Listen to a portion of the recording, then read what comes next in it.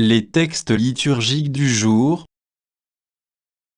Première lecture. Israël fut battu et l'arche de Dieu fut prise. 1 Samuel 4, 1b11. Lecture du premier livre de Samuel. En ces jours-là, Israël sortit pour aller combattre les Philistins. Israël campa près d'Eben-Ézer, tandis que les Philistins étaient campés à Aphek. Les Philistins se déployèrent contre Israël, et le combat s'engagea dans cette bataille rangée en rase campagne. Israël fut battu par les Philistins, qui tuèrent environ 4000 hommes, et le peuple revint au camp. Les anciens d'Israël dirent alors: pourquoi le Seigneur nous a-t-il fait battre aujourd'hui par les Philistins? Allons prendre à Silo l'arche de l'alliance du Seigneur, qu'elle vienne au milieu de nous, et qu'elle nous sauve de la main de nos ennemis.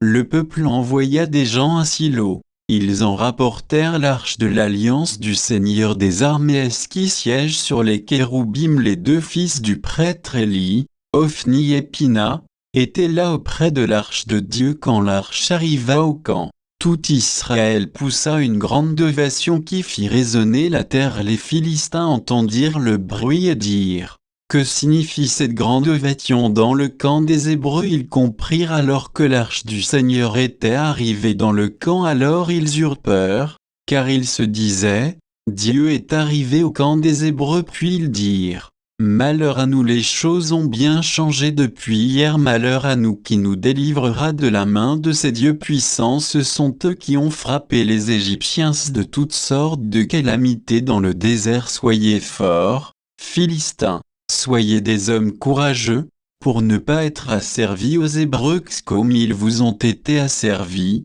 Soyez courageux et combattez. Les Philistins livrèrent bataille. Israël fut battu et chacun s'enfuit à ses tentes. Ce fut un très grand désastre. En Israël 30 000 soldats tombèrent. L'arche de Dieu fut prise, et les deux fils d'Élie, Ophni et Pina, moururent. Parole du Seigneur. Psaume 43, 44, 10 à 11, 14 à 15, 24 à 25. Maintenant, tu nous humilies, tu nous rejettes, tu ne sors plus avec nos armées. Tu nous fais plier devant l'adversaire, et nos ennemis emportent le butin. Tu nous exposes au sarcasme des voisins, au rire, aux moqueries de l'entourage. Tu fais de nous la fable des nations, les étrangers haussent les épaules.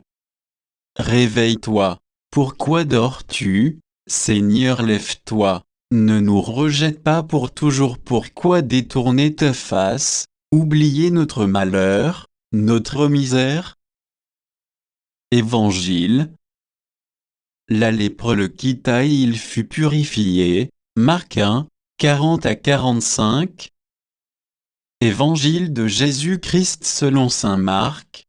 En ce temps-là, un lépreux vint auprès de Jésus, il le supplia et, tombant à ses genoux, lui dit: si tu le veux, tu peux me purifier. Saisi de compassion, Jésus étendit la main, le toucha et lui dit: je le veux, sois purifié. À l'instant même, la lèpre le quitta. Il fut purifié avec fermeté. Jésus le renvoya aussitôt en lui disant: attention, ne dis rien à personne, mais va te montrer au prêtre, et donne pour ta purification ce que Moïse a prescrit dans la loi. Cela sera pour les gens un témoignage.